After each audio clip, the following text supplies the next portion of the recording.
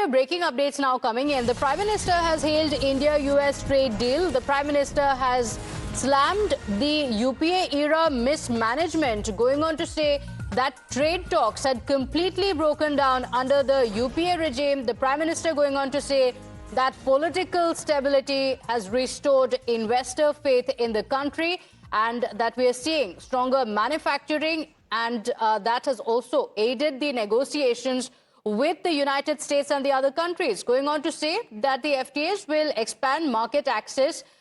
Let's go across to my colleague Niyamika on the broadcast with us. So Niyamika, on the charge of Rahul Gandhi and many from the Congress party, there have been two rebuttals.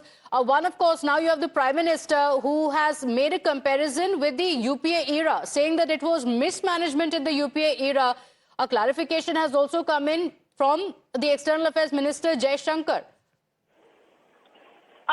This is a sharp attack which is being made on the part of Prime Minister Narendra Modi in an interview, as he has also asserted that none of his government's budget have been made with an attitude of creating a run-of-the-mill Bahi Khata documents, as that is not the approach of the BJP government. He has also made it very clear that this BJP government has a sense of purpose, that this is the time, now is the time, is the motive of this government, and that is what he has also hailed the budget which is being presented recently. However, we have seen that soon after this interview has been given on the part of the Prime Minister, politics has already started. We have seen that how the Congress party has reacted sharply over this particular interview, as this is being called just as a headline management on the part of Congress General Secretary Jairam Ramesh. He has said that the Prime Minister knows this year's budget has been a damp squib and shows every sign of intellectual exhaustion, and that is the only reason why he has given this particular